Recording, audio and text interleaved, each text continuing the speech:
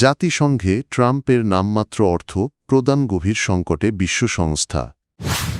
গাজা শান্তি পর্ষদর বৈঠক, $700 কোটি সহায়তা ঘোষণা ট্রাম্পের। ইরানে হামলা মানে আগুন নিয়ে খেলা যুক্তরাষ্ট্রকে হুঁশিয়ারি রাশিয়ার। ইরানে হামলা মানেই আগুন নিয়ে খেলা যুক্তরাষ্ট্রকে হুঁশিয়ারি রাশিয়ার। যুক্তরাষ্ট্র জাতিসংঘের প্রায় $4 বিলিয়ন বকেয়ার বিপরীতে মাত্র $16 কোটি পরিশোধ করেছে।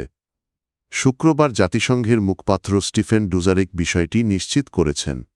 এমন সময় এই অর্থ পরিশোধ করা হল যখন প্রেসিডেন্ট ডোনাল্ড ট্রাম্পের প্রশাসন বিদেশি সহায়তা কমানো এবং জাতিসংঘের কার্যকারিতা নিয়ে প্রশ্ন তুলছে। জাতিসংঘের হিসাব অনুযায়ী নিয়মিত বাজেটে যুক্তরাষ্ট্রের কাছে পাওনা প্রায় $2.196 বিলিয়ন। এর মধ্যে চলতি বছরেরই বকেয়া রয়েছে প্রায় $767 মিলিয়ন। এছাড়া শান্তিরক্ষা মিশনের জন্য বকেয়া রয়েছে আরও প্রায় $1.8 বিলিয়ন। বর্তমানে জাতিসংঘের মোট বকেয়া অর্থের প্রায় 95% যুক্তরাষ্ট্রের কাছ থেকে পাওনা। মহাসচিব আন্তোনিও গুতেরেস আগেই সতর্ক করেছেন, দ্রুত বকেয়া পরিশোধ না হলে জুলাইয়ের মধ্যে জাতিসংঘের নিয়মিত কার্যক্রম স্থবির হয়ে যেতে পারে। দ্বিতীয় মেয়াদে দায়িত্ব নেওয়ার পর ট্রাম্প জাতিসংঘকেও কার্যকর বলে সমালোচনা করেছেন এবং 31টি কর্মসূচি থেকে যুক্তরাষ্ট্রকে সরিয়ে নিয়েছেন।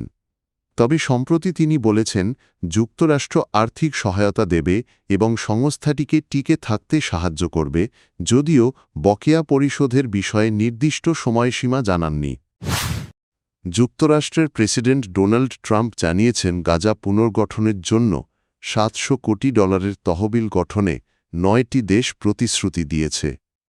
পাশাপাশি একটি আন্তর্জাতিক স্থিতিশীলতা রক্ষাকারী বাহিনী মোতায়েনে সম্মত হয়েছে 5টি দেশ। ওয়াশিংটন ডিসিতে বোর্ড অব পিস বা শান্তি পর্ষদের প্রথম বৈঠকে তিনি বলেন, যুক্তরাষ্ট্র নিজেও এই উদ্যোগে $10 বিলিয়ন সহায়তা দেবে। তবে অর্থ কিভাবে ব্যয় হবে সে বিষয়ে বিস্তারিত জানাননি। ট্রাম্পের তথ্য অনুযায়ী প্রাথমিক তহবিলে অর্থ দিচ্ছে কাজাখস্তান, আজারবাইজান, সংযুক্ত আরব আমিরাত, মরক্কো, বাহরাইন, কাতার, সৌদি আরব, উজবেকিস্তান ও কুয়েত। তিনি বলেন, গাজায় ব্যয় করা প্রতিটি ডলারই স্থিতিশীলতা ও শান্তিপূর্ণ ভবিষ্যতের জন্য বিনিয়োগ। তবে বিশ্লেষকদের মতে প্রতিশ্রুত $700 কোটি প্রয়োজনের তুলনায় খুবই কম, কারণ দীর্ঘ সংঘাতে বিধ্বস্ত গাজা পুনর্গঠনে আনুমানিক $7,000 কোটি প্রয়োজন হতে পারে। রাশিয়ার পররাষ্ট্রমন্ত্রী সের্গেই ল্যাভরভ ইরানের পারমাণবিক স্থাপনায় সম্ভাব্য মার্কিন হামলাকে আগুন নিয়ে খেলা বলে সতর্ক করেছেন। সৌদি আরব ভিত্তিক আল আরাবিয়াকে দেওয়া এক সাক্ষাৎকারে তিনি বলেন, এ ধরনের হামলার পরিণতি হবে অত্যন্ত ভয়াবহ এবং এতে বড় ধরনের পারমাণবিক দুর্ঘটনার ঝুঁকি তৈরি হতে পারে। সুইজারল্যান্ডের জেনেভায় ইরান যুক্তরাষ্ট্র পরোক্ষ আলোচনার পরদিনই এই মন্তব্য করেন ল্যাভরভ। তিনি উল্লেখ করেন, আন্তর্জাতিক আণবিক শক্তি সংস্থার তত্ত্বাবধানে থাকা ইরানি স্থাপনাগুলোতে অতীতেও হামলা হয়েছে, যা গভীর উদ্বেগের বিষয়। তার মতে পরিস্থিতি আঞ্চলিক ও বৈশ্বিক স্থিতিশীলতার জন্য হুমকি তৈরি করছে। সাক্ষাৎকারে তিনি যুক্তরাষ্ট্রের জ্বালানি ও অর্থনৈতিক নীতিরও সমালোচনা করেন। অভিযোগ করেন, প্রেসিডেন্ট ডোনাল্ড ট্রাম্প এর প্রশাসন রুশ জ্বালানি কোম্পানি লুকয়েল ও রোসনেফট এর ওপর নিষেধাজ্ঞা দিয়েছে।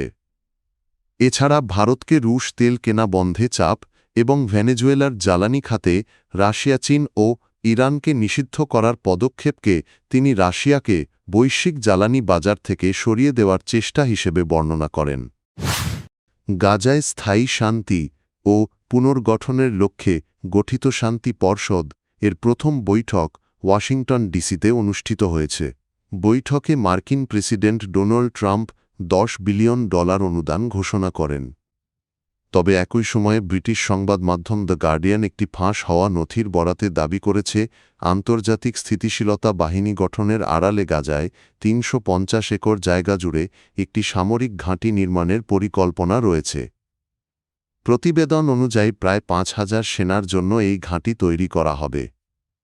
এটি শান্তি পর্ষদের অধীনে পরিচালিত আন্তর্জাতিক স্থিতিশীলতা বাহিনীর অপারেশনাল বেস হিসেবে কাজ করবে। ঘাঁটির আয়তন হবে প্রায় ১৪০০ মিটার দৈর্ঘ্য ও ১১০০ মিটার প্রস্থ। চারদিকে কাঁটাতারের বেড়া থাকবে। থাকবে ২৬টি সাঁজোয়া নজরদারি টাওয়ার, অস্ত্র প্রশিক্ষণ রেঞ্জ, বাংকার ও সরঞ্জাম গুদাম।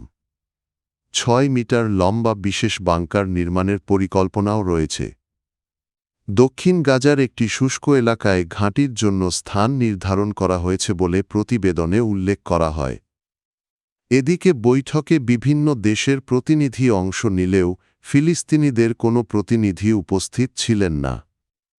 যুক্তরাজ্য, ইতালি ও জার্মানির মতো প্রভাবশালী ইউরোপীয় দেশও এতে যোগ দেয়নি।